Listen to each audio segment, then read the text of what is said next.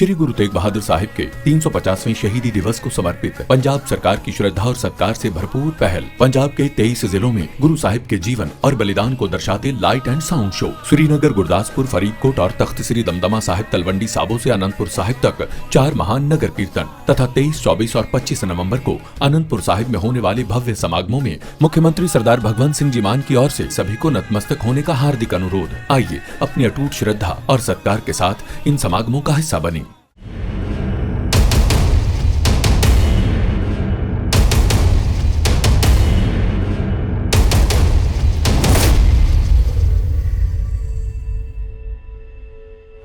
Taiwan को लेकर जापानी पीएम ताकाइची के बयान के बाद से चीन और जापान आमने सामने की स्थिति में है। चूंकि अभी जुबानी जंग जारी है, ऐसे में तनाव लगातार बढ़ता जा रहा है, क्योंकि जापान अपने बढ़ाए हुए कदम, बोले हुए बोल से पीछे नहीं हट रहा और चीन इस बात से खासा नाराज है। जापान की महिला पीएम ताकाइची के इस बयान ने चीन को ऐसी मिर्ची लगाई है कि चीन आर पार की धमकी दे रहा है और कह रहा है कि जापान को अपने बयान को वापस लेते हुए पुराने स्टैंड पर कायम रहना होगा। वहीं जापान इस बार पीछे हटने के मूड पर नहीं है।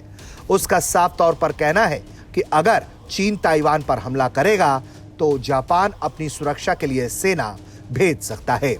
与那国駐屯地への配備を計画している中距離地対空誘導弾部隊、こちらは島の安全を守るための部隊であり、配備によって我が国への武力攻撃そのものの可能性を低下させることができると考えており、地域の緊張を高めることになるというご指摘は当たらないものと考えています。ताकाइची के इसी बयान पर हंगामा बढ़ा, चाइना के साथ आमने सामने की स्थिति हो गई और अब वहां के रक्षा मंत्री शिंजोरो कोइजुमी ने जापान को लेकर एक और चौंकाने वाला बयान दे दिया है। दरअसल उन्होंने जापान के सबसे पश्चिमी द्वीप योनोगुनी का दौरा किया और ये बताया मध्यम दूरी की सतह से हवा में मार करने वाली मिसाइल यूनिट यहां तैनात की जा रही है, जिससे चीन के हमले को रोका जा सके।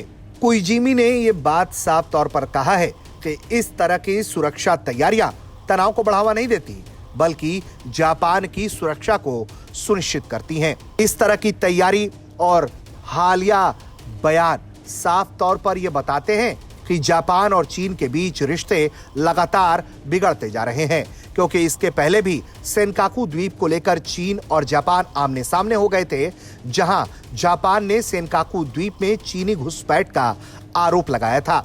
चीन ने हाल ही में ताइवान और योनागुनी के बीच अपने ड्रोन्स तक उड़ाए। इसी के जवाब में जापान ने अपने F-15 फाइटर जेट्स को स्क्रैम्बल करवा दिया और ड्रोन को खदेड़ दिया। जापानी पीएम सनाया ताकाइची का बयान, जिसके बाद से यह स्थिति और भी ज्यादा बद से बदतर हो गई। चीन का इसके बाद गुस्सा फूटा। चीन के विदेश मंत्री ने ताकाइची के बयान को रेड लाइन पार करने वाला कहा और कहा कि ये शॉकिंग है, जापान को अपनी गलती सुधारनी चाहिए। इसके अलावा चीन ने यह भी कहा है कि अगर जापान गलत रास्ते पर चलेगा तो उसे फिर हमारी कड़ी कार्रवाई के लिए तैयार रहना चाहिए। एक तरफ जहां चीन लगातार जापान को धमकी दे रहा है, वहीं दूसरी तरफ ताकाइची, जो कि दक्षिण अफ्रीका में G20 समिट के लिए पहुंची थी, वहां भी वो अपने बयान से पीछे नहीं हटी। उन्होंने कहा कि हम चीन से डायलॉग के लिए तैयार हैं, लेकिन ताइवान पर हमारा स्टैंड नहीं बदलेगा। यानी कि ताकाइची, जो हमेशा से ही चीन विरोधी मानी गई हैं, अब उनका स्टैंड साफ तौर पर दिखने लगा है।